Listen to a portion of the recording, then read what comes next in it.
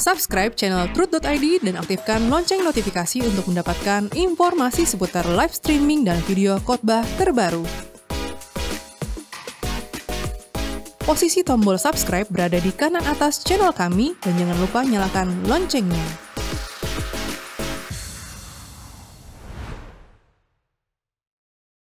Shalom saudara sekalian, kembali kita jumpa dalam program Wanita Surgawi. Program yang ditunggu-tunggu oleh banyak saudara-saudara kita yang telah menyaksikan bagaimana program ini sungguh-sungguh menjadi berkat. Senang bersama dengan saya, hari ini beberapa saudara-saudara kita, ada mahasiswa ST Ekumene yang mendampingi saya untuk bisa membantu memuji Tuhan. Kumo selalu di hadirat-Mu, ya Bapa.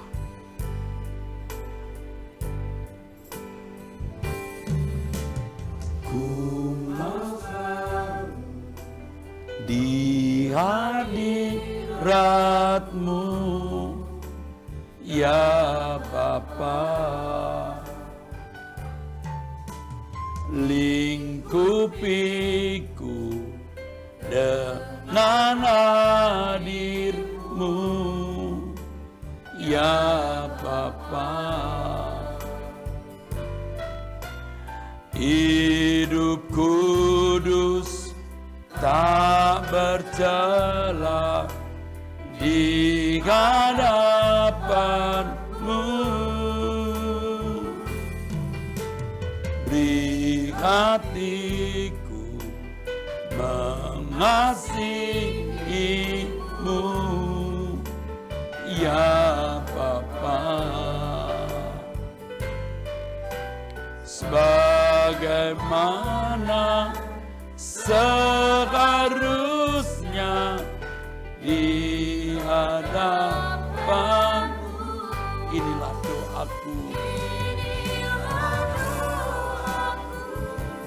Kau dapati aku,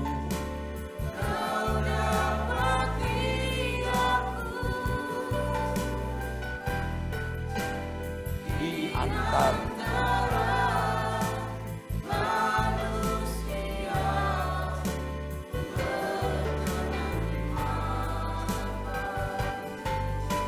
bagai keharuman.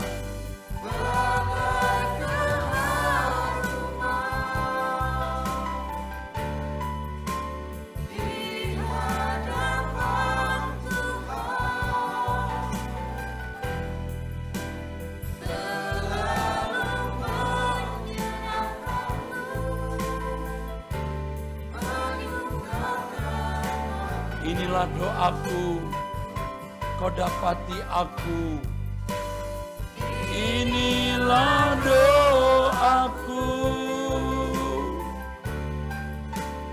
kau dapati aku di antara manusia, ku berkenan di matamu.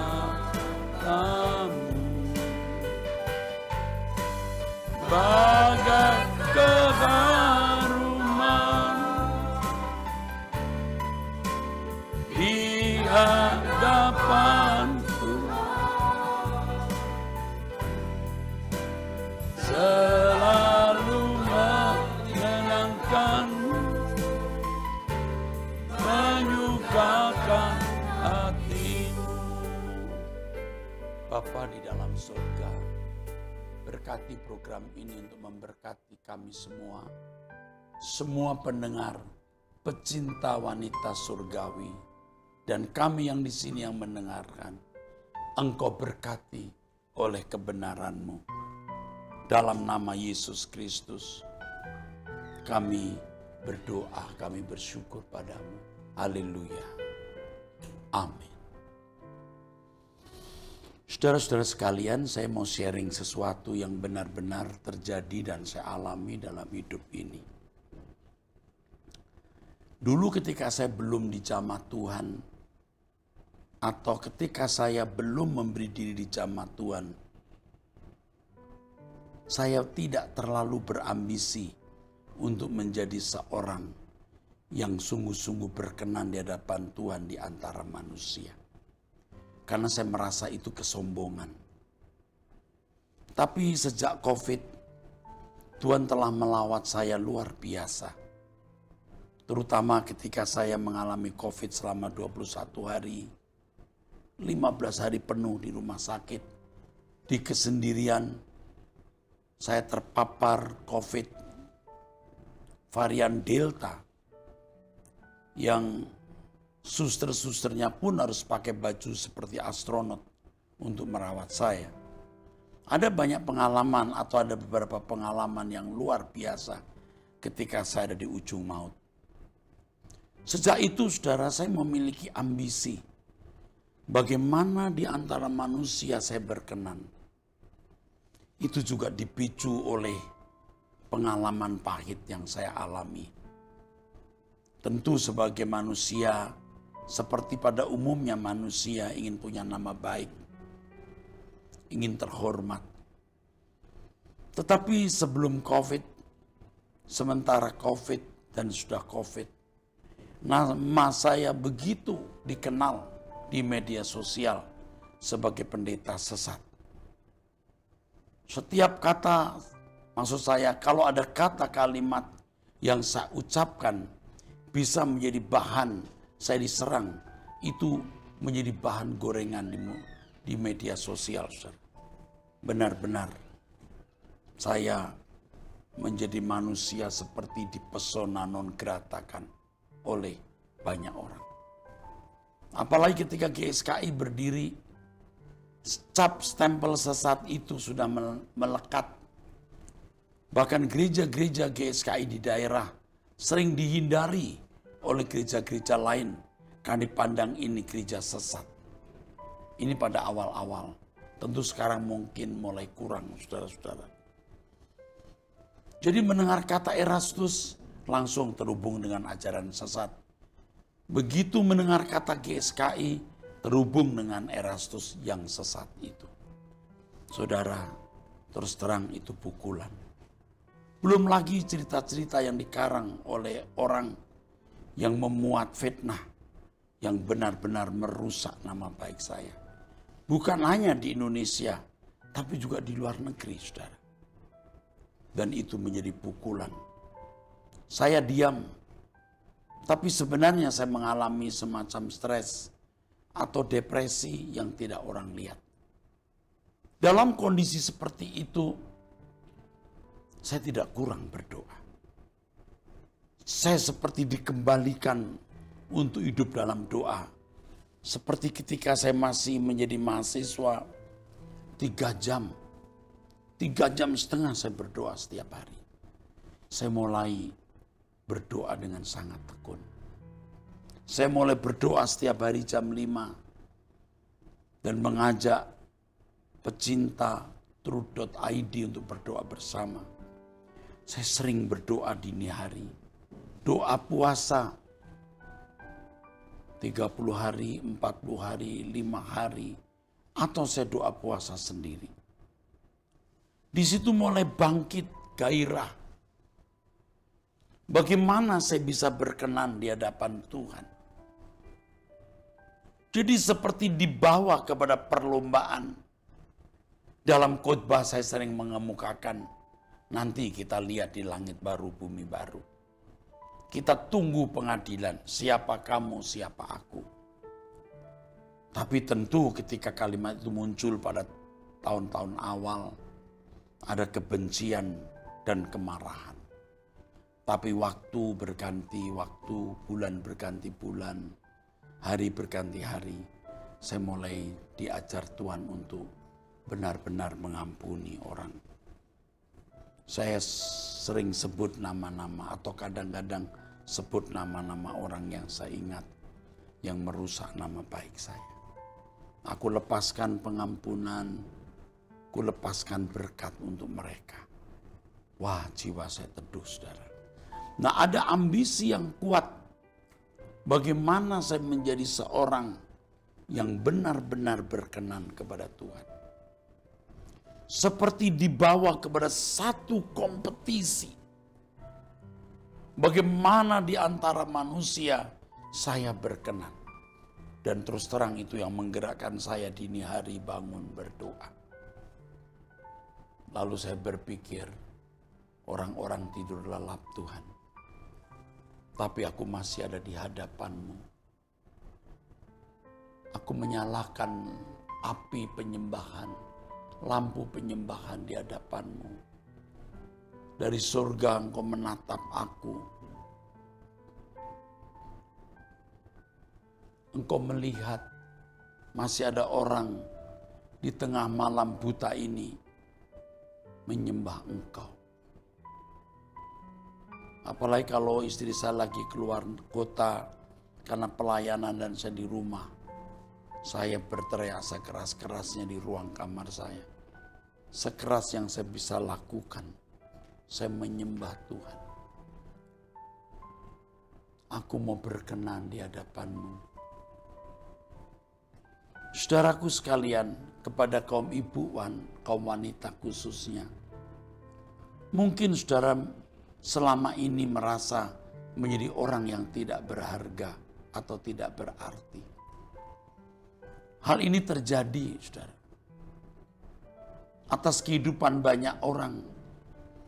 Masa kecilnya diperlakukan tidak adil oleh orang tua.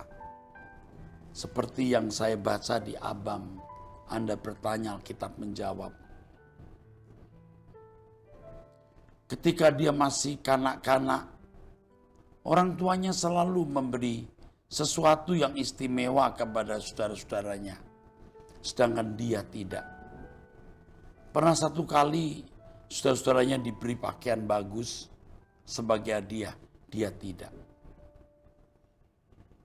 Dia juga bercerita kalau dirinya salah, dipukul. Sedangkan yang lain tidak diperlakukan seperti itu. Hal ini menjadi goresan di dalam jiwanya. Dan pasti dia berkata, aku tidak berharga. Kalau sampai orang tua, mama, papa tidak menghargai, siapa lagi yang menghargai, saudara?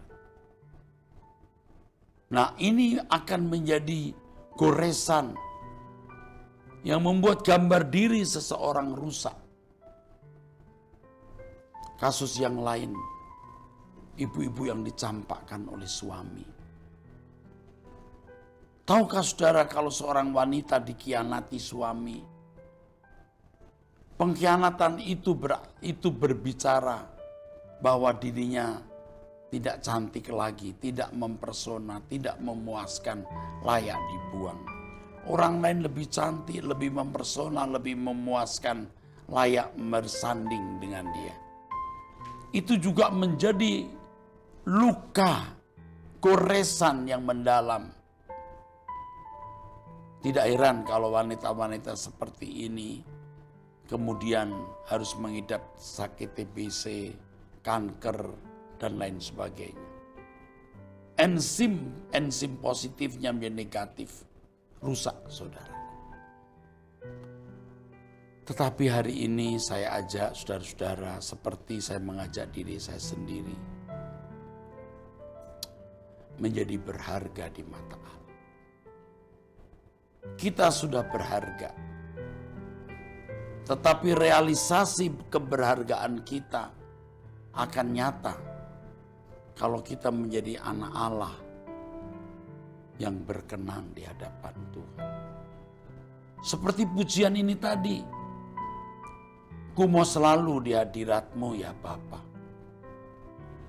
Berarti tidak ada tempat lain yang nyaman selain hadirat-Mu. Lingkupi aku dengan hadir-Mu ya Bapa. Dimanapun.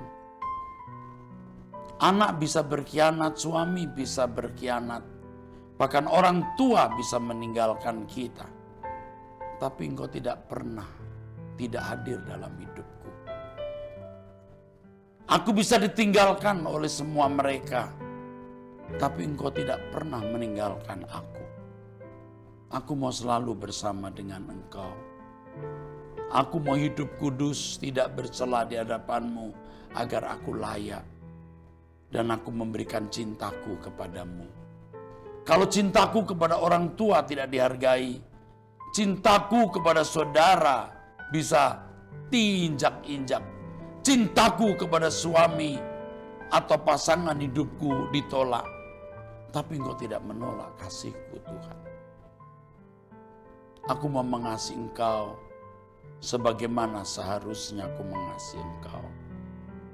Dan ini doaku, di antara manusia aku berkenan menjadi seperti keharuman dan selalu menyenangkan Engkau, selalu menyukakan hatimu. Mari kita dengarkan pujian ini dari beberapa mahasiswa Sekolah Tinggi Teologi Ekumene.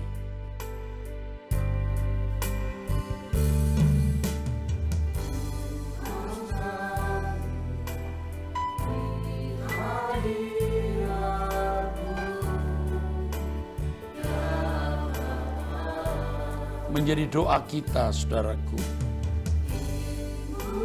Lingkupi aku dengan hadir-Mu ya Bapa. Hidup kudus tak bercela.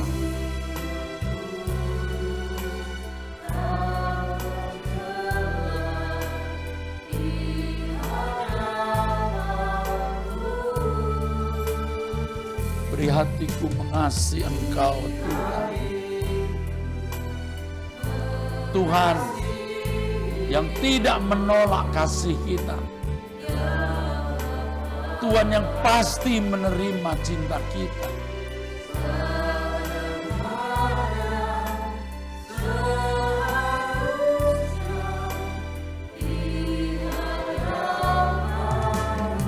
Inilah doaku. Kau dapati aku Tuhan.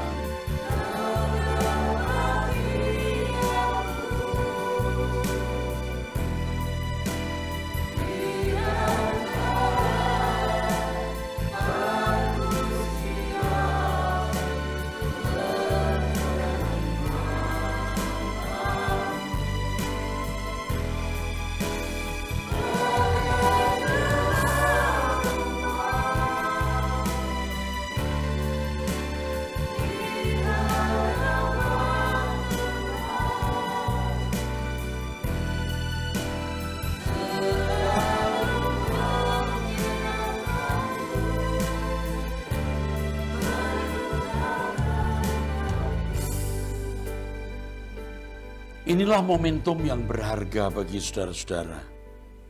Momentum untuk bangkit dari keterpurukan. Jangan hidup dalam keterpurukan. Maksud saya kita bisa ada dalam keadaan terpuruk. Tapi jiwa kita tidak terpuruk. Jiwa kita bangkit memandang Tuhan. Dan kita berlomba untuk menjadi anak Allah yang berkenan di hadapan Dia. Jadi saudaraku sekalian, kita bersyukur memiliki Tuhan yang baik. Saya bersyukur saudaraku melewati saat-saat yang benar-benar pahit. Sebenarnya ketika saya terkena COVID itu pun saya dalam keadaan depresi. Karena anak saya, satu-satunya anak perempuan maksud saya, depresi. Itu pukulan, saudara. Belum saya dibully begitu hebat.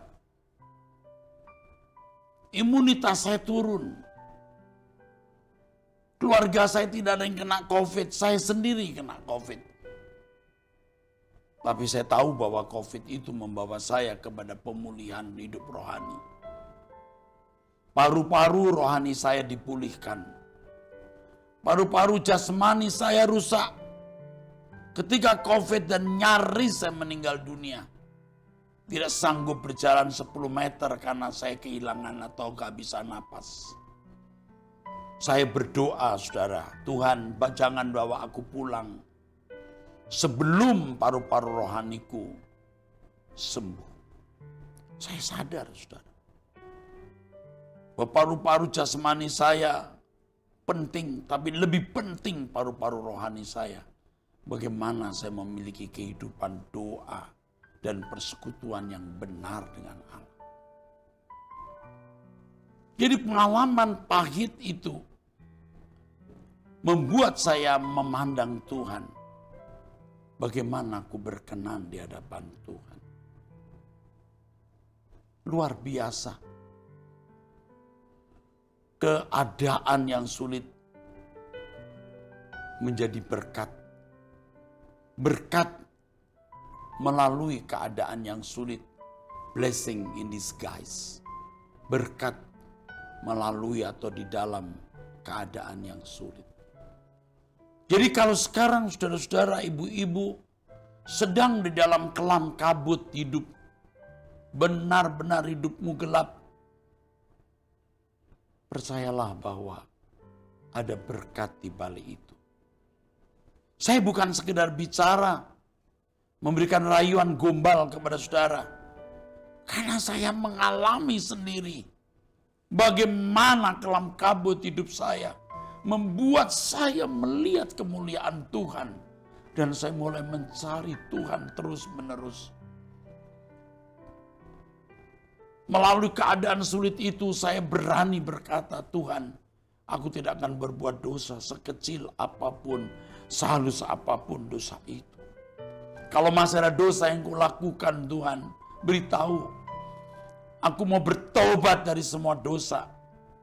Yang kedua, Tuhan, jika ada hal-hal yang kusenangi, kusukai, dan itu menimbulkan kecemburuan di hatimu, Tuhan, aku mau bertobat. Dulu saya tidak berani mengucapkan doa-doa seperti ini. Mengapa? Karena saya masih punya kesenangan-kesenangan. Masih ada kesalahan-kesalahan yang kunikmati. Tapi penderitaan membuat saya, membawa saya ke puncak kehidupan rohani. Dan itu tidak pernah kita sesalkan, karena ketika kita menutup mata ternyata semua akan kita tinggalkan. Pasangan hidup, anak, orang tua, kekayaan, kehormatan, kedudukan, gelar, pangkat, semua kita tinggalkan. Hanya Tuhan yang kita miliki.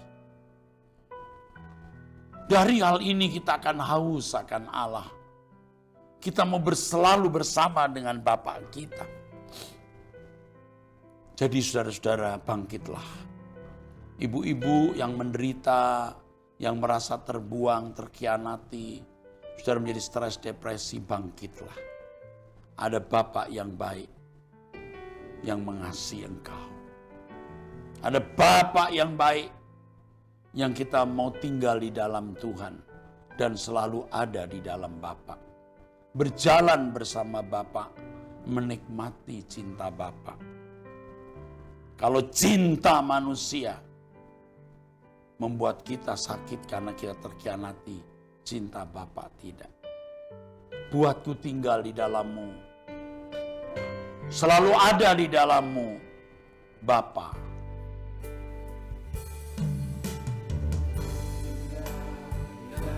Selalu ada.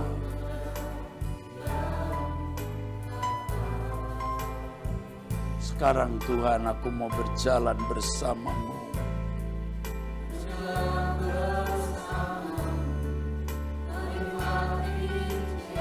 Bapa Yahweh,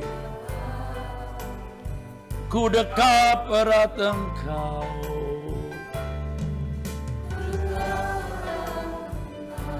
Amin.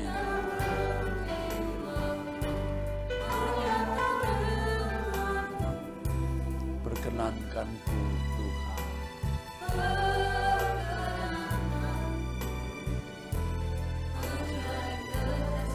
Abadimu. Haus hatiku selalu bersama Tuhan.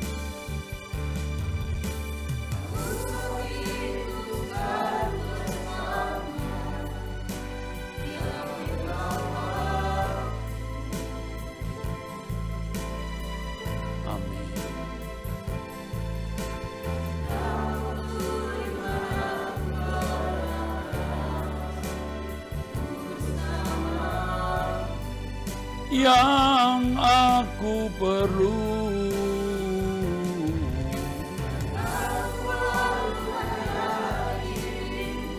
Amin.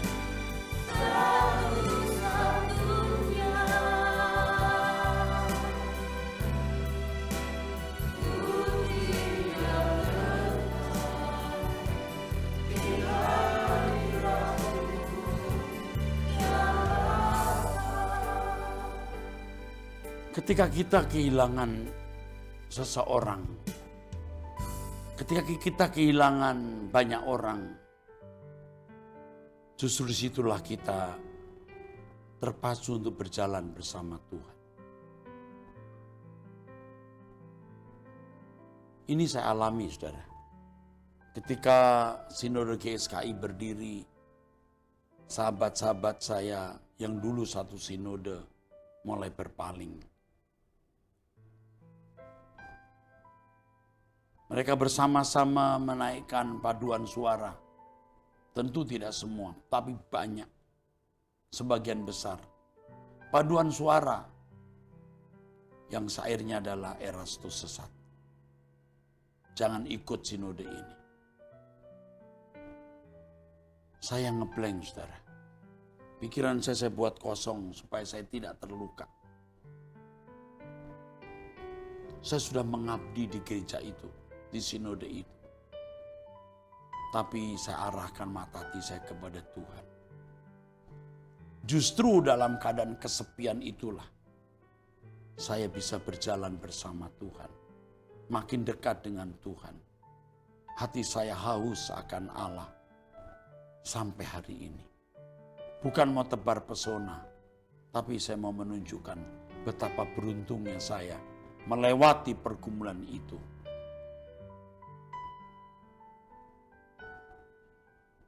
Haus hatiku, ku tinggal tetap di hadirat-Mu. Mari kita katakan, haus hatiku selalu bersama.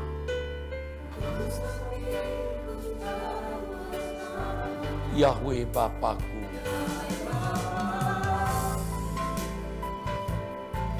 Amenataseos natesan behula kasih.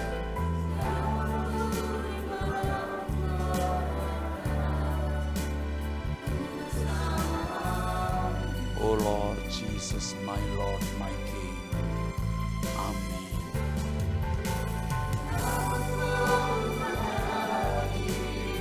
Satu-satunya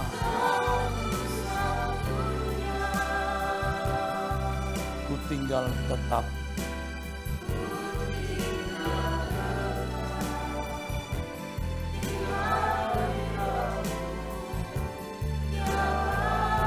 ku tinggal tetap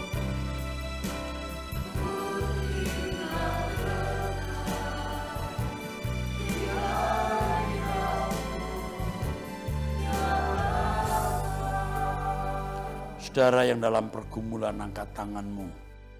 Kiranya Allah memberkati hidupmu, memberikan kekuatan baru, memberikan penghiburan dan sukacita. Berkat dari Allah Bapa dan dari Tuhan Yesus Kristus dalam persekutuan Roh Kudus turun atas saudara. Menyertai saudara sekalian saat ini sampai selama-lamanya. Amin. Sampai jumpa di Wanita Surgawi episode yang akan datang. Tuhan berkati.